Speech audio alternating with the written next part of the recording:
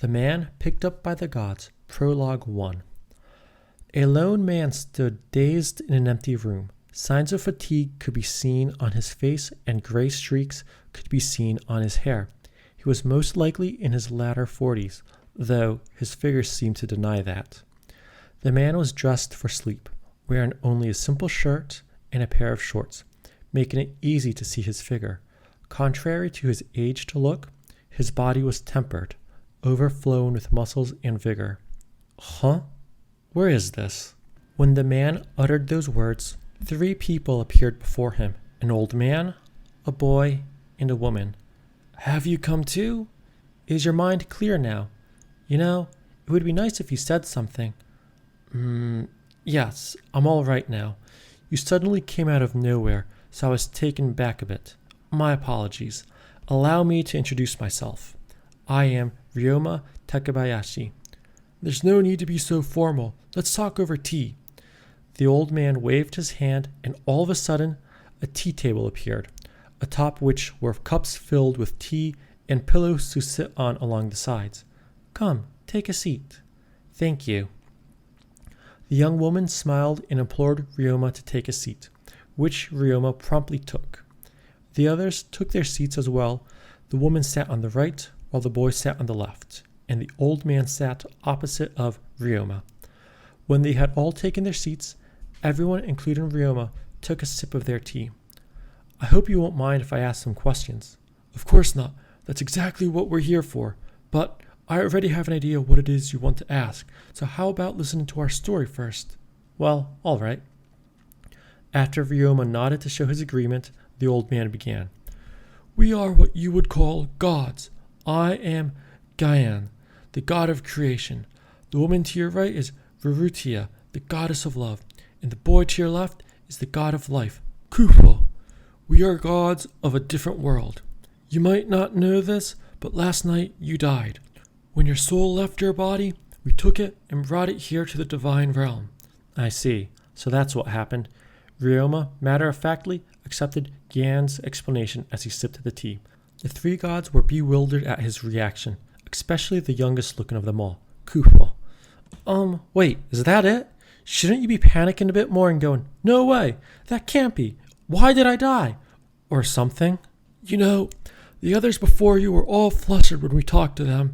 Oh, don't get me wrong. I am surprised, though I do admit that none of this feels real to me right now. Besides, if all this is nothing more than a dream, then I would eventually wake up. But even if it's not, well, everyone will pass away anyway. And I've already expected this to some extent. My work, you see, is really taxing.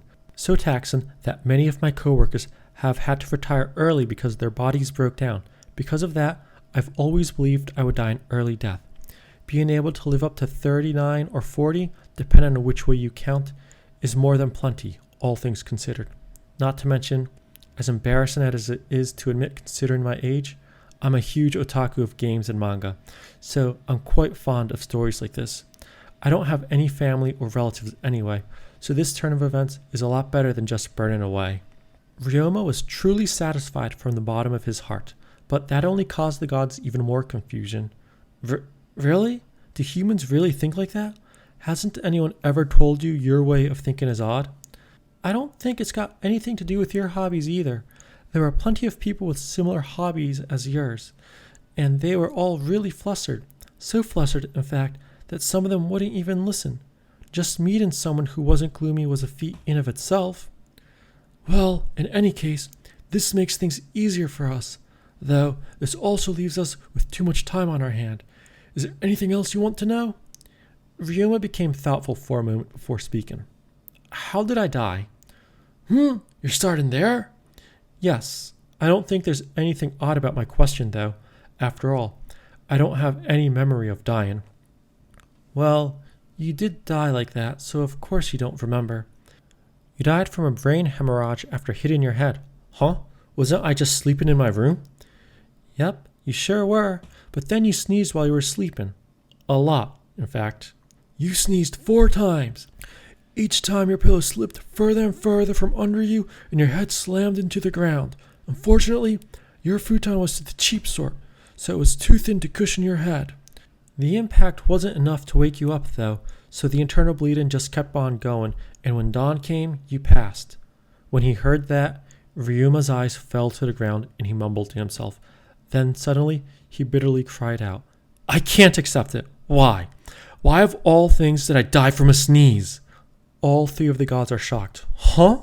I've survived beer bottles from my boss, the iron pipes of middle-aged men, and even the countless abuse from under my dad. And yet, after all that, the one thing to actually take my life is a sneeze? Filled with grief, Ryuma lost sight of his surroundings as he mumbled to himself. Ah, he's depressed.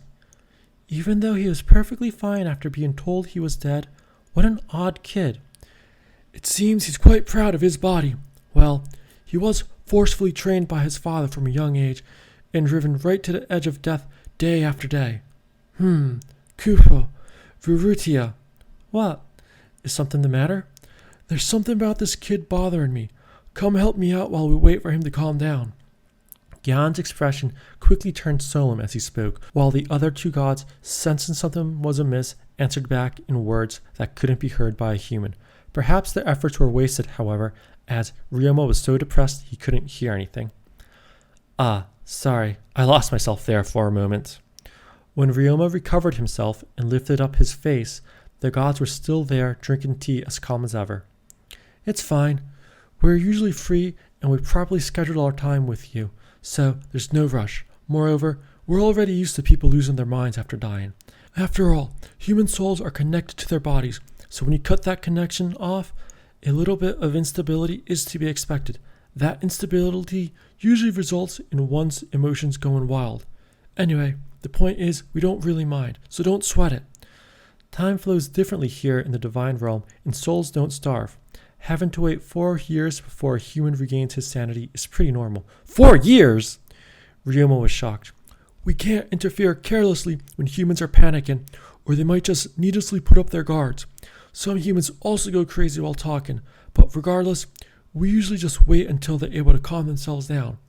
Waiting up to 4 years is normal, so you're still alright, Ryuma-kun. Anyway, since you're back, I hope you won't mind if we continue. Of course. Gyan nodded. Right, well, let me explain why we called your soul. If I were to sum up the reason in one word, it would be cliché. Do you understand? Cliché? Ah, I believe I do. You wish for me to live in another world, yes? If so, will I be reincarnated or merely transmigrated? You really are quick on the pickup. Virutia was shocked to see Ryuma so easily understand what was going on, but Gyan ignored her and continued. You'll be transmigrated, in a sense. I will be creating a new body for you to inhabit in our world, so you won't have any parents. Your new body will be much younger, so you could say it's like being reincarnated. If you have any requests, I could alter your body as you please. Exactly what age will my new body be? You'll be less than 10 years old. At that age, you should be fine even if you get lost in a forest. You'll look like a child to others, so they won't be as suspicious, and you'll be able to safely go into a city. Of course, we'll have some insurance too to ensure everything goes well. Since you're going to be an orphan in the other world, we'll be sending you to a country that's relatively tolerant of social statuses. With that there shouldn't be any issues for you to live a normal life. Thank you. For my appearance, just don't make it weird. Is there anything in particular I need to do in your world? A mission of some sort? Nope. If there's any, well, you've pretty much accomplished it the moment you transmigrated, so there's technically none. You go into the other world is your only mission. Our goal is to transfer mana from your world into our world, which is currently very low on mana. Ryuma nodded upon understanding, but then it occurred to him. Can't you just transfer mana by itself? No. Putting it simply, there are walls between different worlds. Normally, mana can't go past these walls, so we have to create a hole first. The problem is that opening the hole and maintaining it both require energy. So if we just do it normally, we'll run out of strength. Fortunately, we have you. You'll be unconscious during the process, but by stuffing your soul, reinforced by our power, in the hole, we can keep it from closing while we transfer mana from Earth to our world. Our world relies on magic. If mana dries up, the daily life of people will be affected. The monsters who feed on magic will die out, and the ecosystem will be destroyed. Earth, on the other hand, does not use magic. They don't have any monsters either.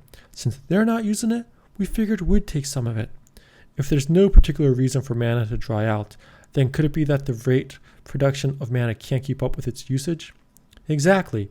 There are a lot of reasons for it, but humans in particular find it very convenient to rely on magic. Because of that, magic has experienced a lot of development, and gradually the consumption of mana is getting bigger and bigger. It's not easy to reduce the consumption of mana. Moreover, if you use too much internal mana, your body will fall apart. So in the end, it's a lot easier to use mana from your surroundings. It's truly a sad thing. As the gods grumbled on about the humans, Ryouma alone became excited. Can I also use magic? Of course. You bet. You can. Really? Sorry. It's fine. When you're transmigrated, you will have the same body as the native humans, so you'll also be able to use magic. Of course, everything will depend on your training. Also, as I mentioned a while ago, we'll be reinforcing your soul to keep the hole open. So, as a result, some of that power will become a part of you. Even without any talent, you'll be able to use magic. I'm not sure about becoming the best mage in the world, though. Ryouma felt his face grow hot as the gods looked at him with amused expressions. But regardless, he was happy to find that he would be able to use magic. As for what magic you'll be able to use, let's give you access to all the elemental magic. Won't that be a bit too conspicuous? The three gods laughed when he said that. The humans who come here say that a lot, especially the ones who read a lot of light novels. But the thing is, while it's not that common, it's also not that amazing. Really? Yes, the people born with talent aren't few, and with enough effort, anyone can become proficient in all elements. In fact, there are about 10 to 20 people in any country's knight order born with a skill. There's also the fact that while you might have a lot of elements that you can use, unless you train them all, you're not going to get good at any of them. If you do train them all, the progress is pretty slow. Between someone who can cast elementary spells of all the elements and someone who can cast advanced spells of a single element, which one do you think is more valued? The latter. In other words, a jack of all trades and a master of none. Precisely. Since there are no downsides to it, don't you think it's a perfect fit for you who wants to play with magic? Then in that case, I'll take it. After that, Ryouma and the gods continued discussing about his would-be abilities. Good. With this, we're done. But are you really sure you're all right with all your bonuses being magic related? We can also give you some close combat skills if you want. Being able to use a lot of magic is nice and all, but consequently, you won't be able to use strong magic right off the bat. As long as I won't have any problems living, I'm perfectly happy with what we've discussed. All right, the most important thing is that you're satisfied. Let's move on to the last part. Sensing Ryuma's resolve, Gian took out a wooden plank on top of which were a sheet of paper and a feathered pen and handed them to Ryouma. On the sheet of paper was everything they've discussed, and on the bottom right was a blank space for Ryuma's name. Signing a contract after you die is a bit... Oh, you don't like it? No, not that I don't like it. It just feels a bit... odd. Well, we can just do away with the contract if you want. Huh? Ryuma's hand paused when he heard Rurita and Kupo's remarks. Actually, we're just making sure that you're fine with everything we've discussed and that you understand everything perfectly clear. The sign is just one method. If you don't want to sign, we can just do it orally. Really? We adjust our methods depending on the person. Oral is usually for little kids, as it's easier. After being told that, Ryouma read the contract carefully, and when he was sure everything was okay, he signed. The moment he did, a faint light suddenly wrapped around him. Huh? Calm down. That's just a sign that it started. You won't get hurt. Unfortunately, these are the rules. After everything's been decided, you won't be able to stay here long. I wonder why the annoying ones stick around so long, but the nice ones always leave so quick. Hearing that, Ryouma understood that the time for farewells had come. I see. That's unfortunate. But regardless, I won't forget this act of kindness for the rest of my life. Don't sweat it. It's your life, so just live as you please. We'll do our best to send you to a safe forest, so rest assured. We'll always be watching over you. And you know, this is the last time, so you can be a bit more selfish. We won't mind. You really don't have to be so formal with your speech.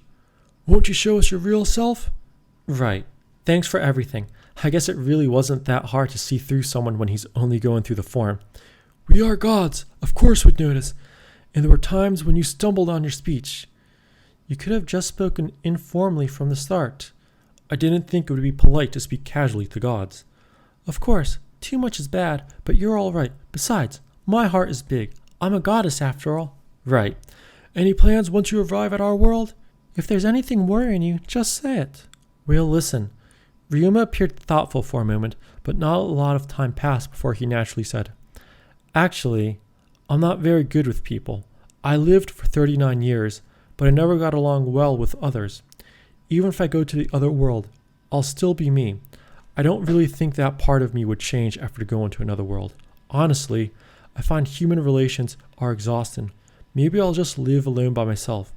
You can do that too if you want. That's life. I also think it would be a waste though. I mean, it's another world. It'd be a pity not to travel. Then, why don't you live alone for a while, and then when you feel like it, travel? Ryouma asked if that was really all right. No matter what, the first place you're arriving is a forest. If we just summoned you in the middle of a city, it would cause a huge commotion. So what you can do is to first live in the forest, and then afterwards go to the city. Besides, I'm sure you want to mess around with your magic, right? Now that you mention it. Just take it slow. You look like the type to diligently go through all the paths laid out before you, but this time, try going through them one at a time. And if in the end you don't go through them all, that's fine. You've already died once, so in one sense, you can really be reborn. You can live a life different from the life you lived on Earth, especially since you'll be a child in our world. Aside from things you need to do to protect yourself, you can just play and have fun. Oh, and let's not forget that you'll most likely be fine even if you come across some bandits with your skills. Just live as I please and go at my own pace, huh? Then, in that case, I guess I'll stay in the forest for a while, and when I feel like it, I'll go out. Thanks. If you go to a city, make sure to visit a church. We won't be able to meet, but if you get the oracle skill, we'll at least be able to talk for a short while. The higher the level, the longer and more frequent. Got it. I'll definitely drop by when I go to town. I don't know when, but I promise it. Good. We'll be waiting. When you drop by, we'll talk lots. We have a lot of free time after all. Ha ha ha ha. When Gian laughed, the light on Ryouma began expanding. It's time. The light gradually grew stronger until it covered Ryouma's vision. Everything's ready, it seems. Farewell, and live happily, all right? I will. Thank you. Thank you so much. Now go. We can't keep the door open forever. Our blessings are with you. May the light illuminate your path. Finally, all together, the gods say, Enjoy your new life! After that, the light swallowed Ryouma. When the light vanished, Ryouma was gone, and so were the gods.